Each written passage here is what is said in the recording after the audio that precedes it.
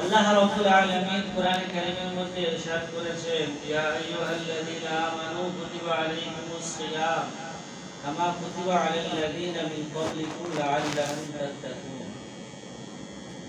হে ঈমানওয়ালারা,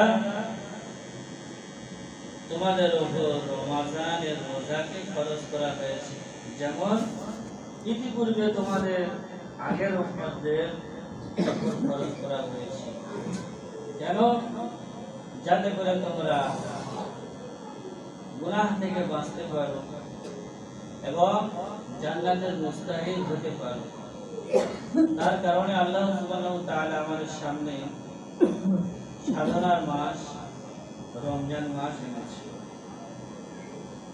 আমরা প্রত্যেকেই জানি শাবান মাসের আজকের 29 তারিখ।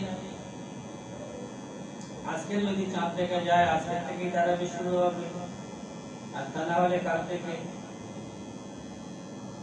রাসূল করিম সাল্লাল্লাহু আলাইহি ওয়াসাল্লাম তার হাদিস হযরত সালমান ফারসি রাদিয়াল্লাহু তাআলা আনহু নকল করেছেন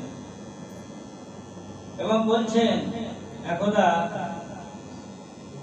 রমজানের শেষ, শাবানের শেষ তারিখে আল্লাহ রাসূল সাল্লাল্লাহু আলাইহি ওয়াসাল্লাম আমাদেরকে সম্বোধন করে বলেছেন যে তোমাদের সামনে এমন একটা গুরুত্বপূর্ণ মাস আসছে, যে গুরুত্বপূর্ণ মাসের বরকত এবং ফজাইল অনেক অনেক বেশি। আর সেই মাসের রোজা আমাদের উপর ফরজ এবং রাতের তারাবি সুন্নাত। হাদিসের মধ্যে তাতউল শব্দ ব্যবহার করা হয়েছে, যার অর্থ সুন্নতে মুআক্কাদা দাঁড়ায়। সেজন্য আমরা অনেকে সুন্নত মনে করে অনেক আমল করি না, এটি সামান্য সুন্নত। মনে রাখা দরকার যে আমল রাসূল করিম সাল্লাল্লাহু আলাইহি ওয়াসাল্লাম কোনদিন ছাড়েনি এবং নিজের জিম্মেদারি নিয়ে করেছে মৃত্যু পর্যন্ত, সে আমল কোনদিন ছাড়া যাবে না।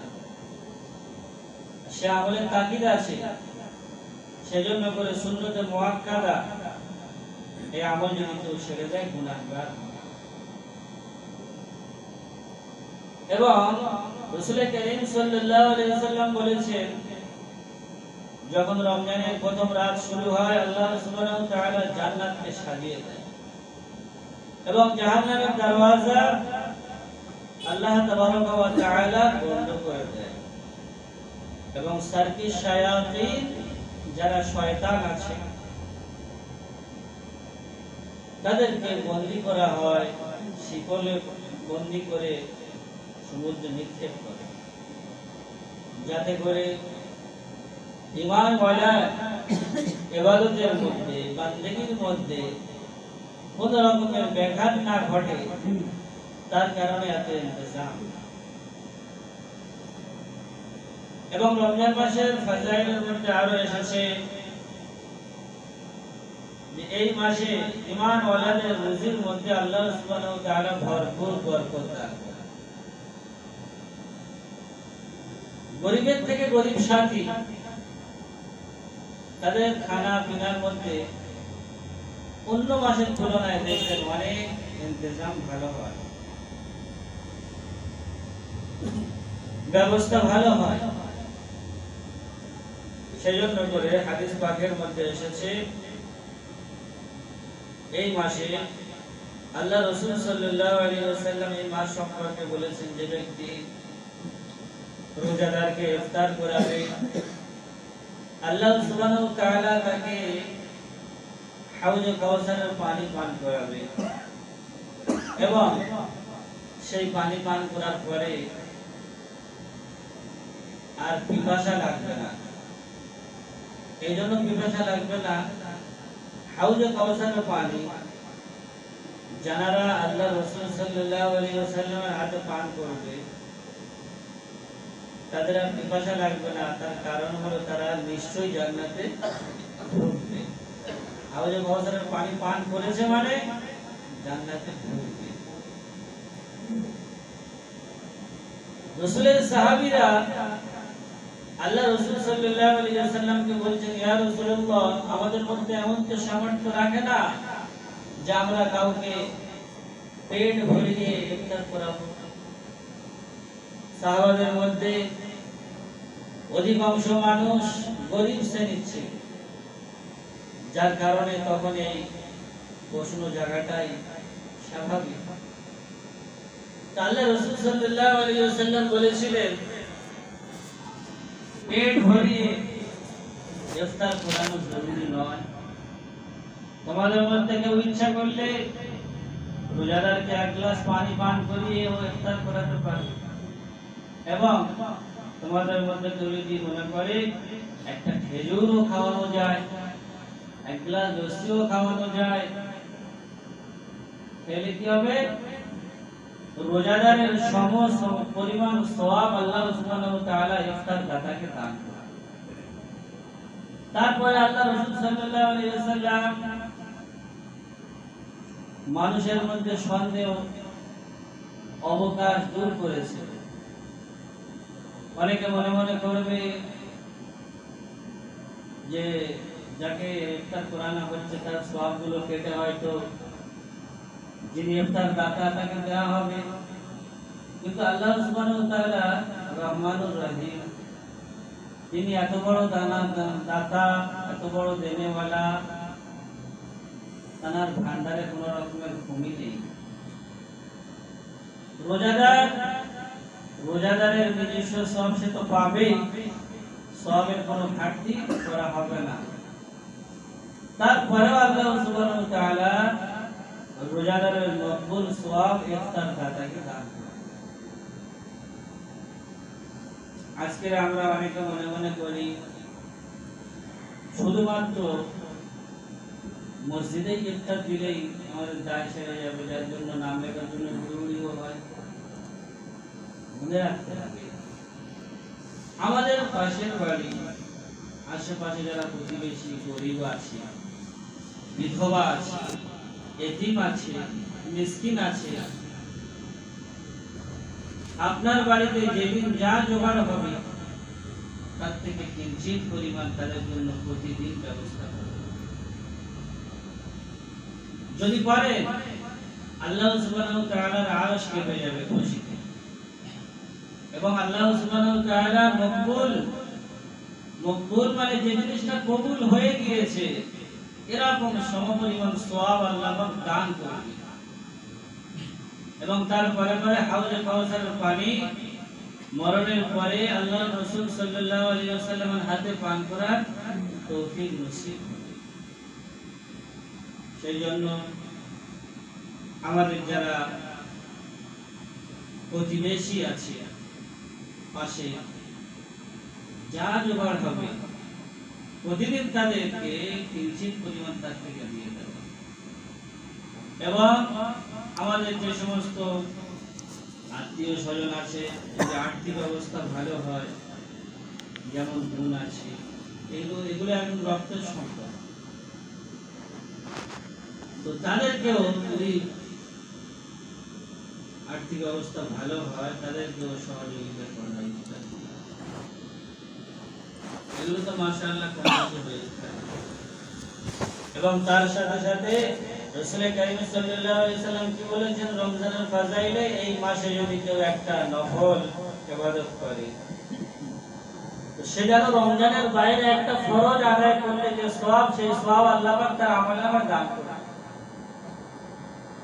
আর এই মাসে যদি কেউ একটা ফরজ আদায় করে, আল্লাহ সুবহানাহু ওয়া তাআলা এমন সওয়াব দেবে সে যেন রমজান মাসে 70টা ফরজ আদায় করে।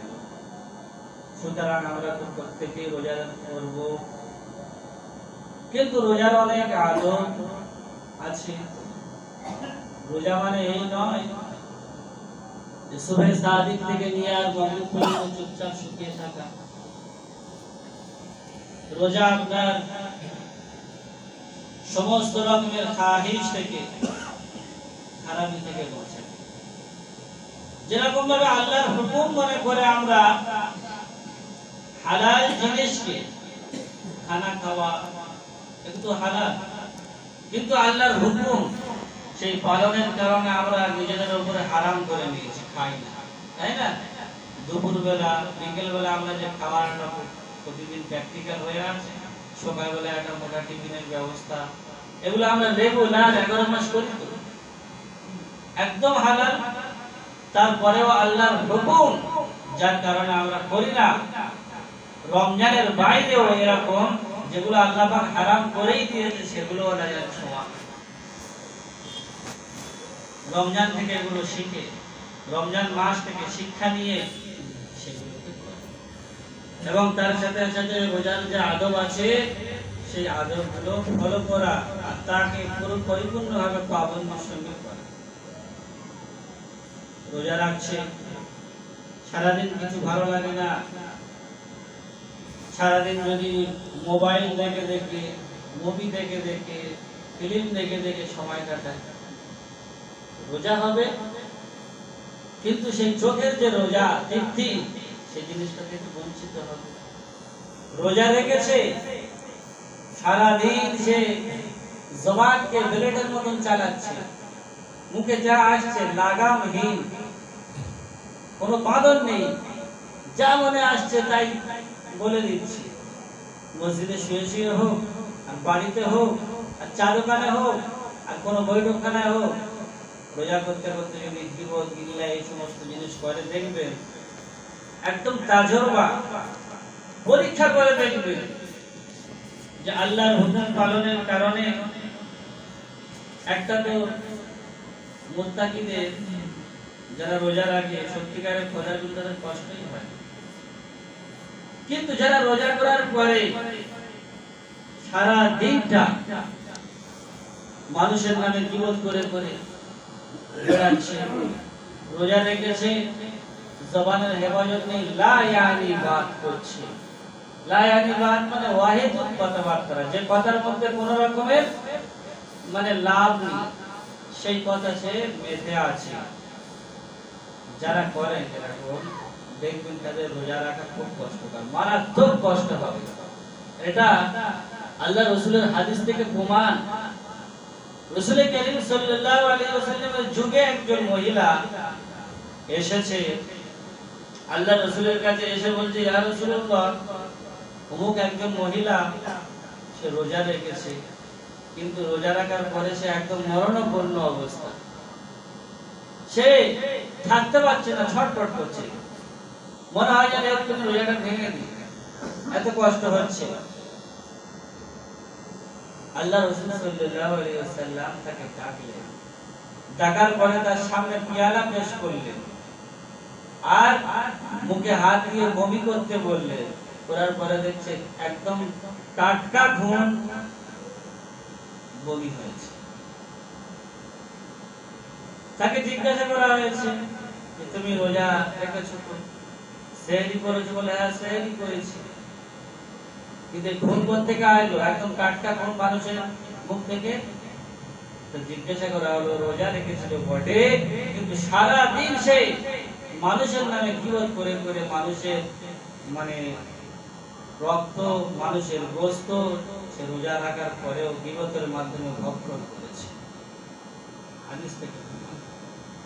তাহলে আমাদের রোজা তো রাখবো, যখনই ভালো লাগবে তেলাওয়াতে কালাম পাঠ করব, নাহলে জিকির আজকার করব, আর একান্ত যদি কিছু না ভালো লাগে শুয়ে থাকবো, কষ্ট হচ্ছে শুয়ে থাকবো। এ নয় যে সময়কে কাটানোর জন্য আমি গীবত করে করে বেড়াবো। তাহলে রোজা যে ঢাল স্বরূপ বলা হয়েছে হাদিসের মধ্যে, যে রোজা ঈমান আনার জন্য ঢাল স্বরূপ। ঢাল কিরকম? যুদ্ধক্ষেত্রে যেরকম ঢাল ব্যবহারের দ্বারাই নিজেকে আত্মরক্ষা করা হয়, ঢাল থাকলে শরীরের মধ্যে ক্ষয়ক্ষতি কম হয়। হাতে লাগায়, বুকে লাগায়, এগুলো লাগানোর কারণে কি হয়? শত্রুপক্ষ যখন মোকাবেলা করতে আসবে, তীর হোক, বল্লাম হোক, ছুরি হোক, সেগুলো কিন্তু ঢাল প্রতিরোধ করবে। রোজা ওরকম আমার জন্য ঢাল স্বরূপ। আমি রোজা রাখবো, আমার সমস্ত রকমের বেহায়াপনা, নোংরামো, যা কিছু রমজানের বাইরে ছিল সেগুলো যদি রোজা রেখেও থাকে তাহলে আমার ঢালটা ভালো কোথায়? ঢাল হয়েছে, তাহলে কি হলো? শুধু টাইমটা চেঞ্জিং হলো। যেটা সকালে খেতাম সেটা ভোরে খেয়ে নিচ্ছি, যেটা দুপুরে খেতাম সেটা একদম মাগরিবের পরে পরে খেয়ে নিচ্ছি। শুধু টাইমটা চেঞ্জিং হলো, লাভ কিছু হলো না। সেজন্য আমরা এগুলো খেয়াল রাখবো।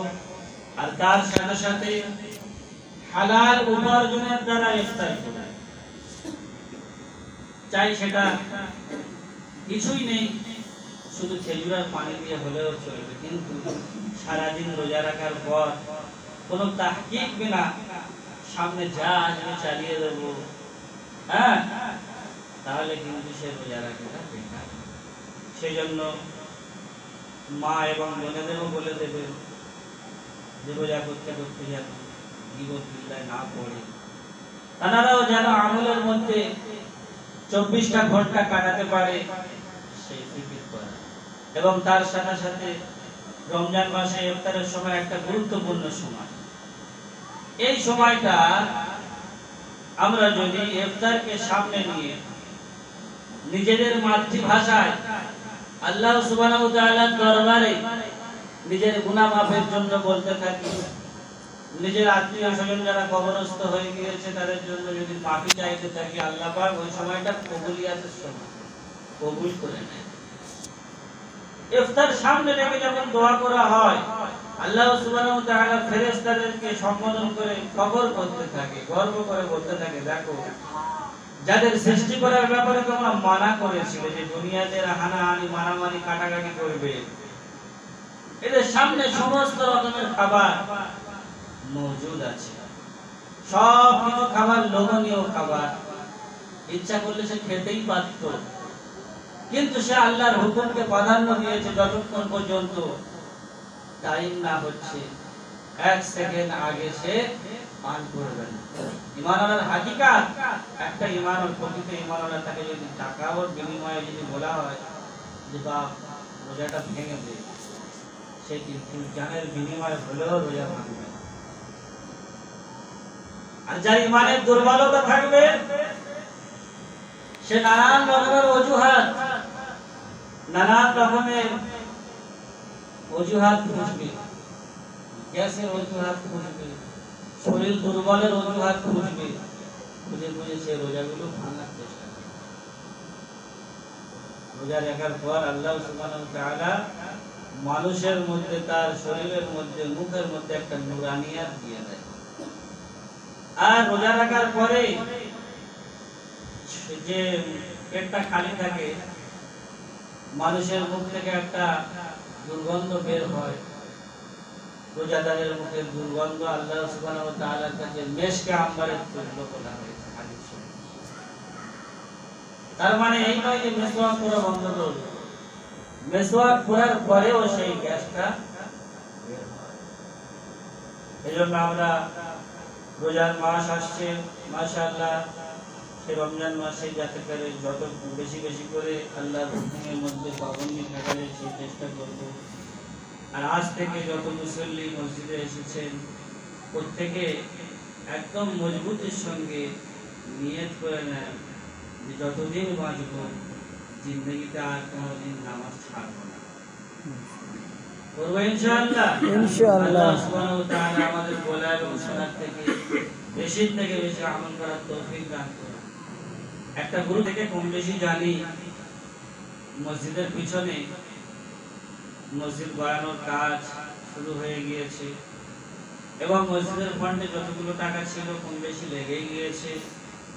আর আপনাদের কাছে হাত পাতা হয়েছে, আপনারা যথেষ্ট সহযোগিতার হাত বাড়িয়েছেন, খাতায় লিখেছেন, কিন্তু যারা ওয়াদা করেছে আল্লাহর জন্যই তো ওয়াদা করেছে, আল্লাহকে রাজি এবং খুশি করার জন্যই ওয়াদা করেছে। বর্তমানে কাজ জারি আছে, সেই জন্য কমিটির তরফ থেকে আমাদের বলতে বলা হয়েছে আপনারা যারা যারা মসজিদের দানের জন্য ওয়াদা করেছিলেন সেই ওয়াদাগুলো যত শীঘ্রই করা যায় তাড়াতাড়ি করে মাতোয়াল্লি সাহেবের হাতে পৌঁছে দেবেন। কাজ এখন অনেক বাকি আছে, এই জন্য আমরা প্রত্যেকে ফিকির করব, 2-4 দিনের মধ্যে যেন আমরা যারা ওয়াদা করেছি প্রত্যেকে মাতোয়াল্লি সাহেবের হাতে সেই। আরও বেশি বেশি ইসলামিক বয়ান পেতে চ্যানেলটিকে লাইক, কমেন্ট, শেয়ার ও সাবস্ক্রাইব করুন।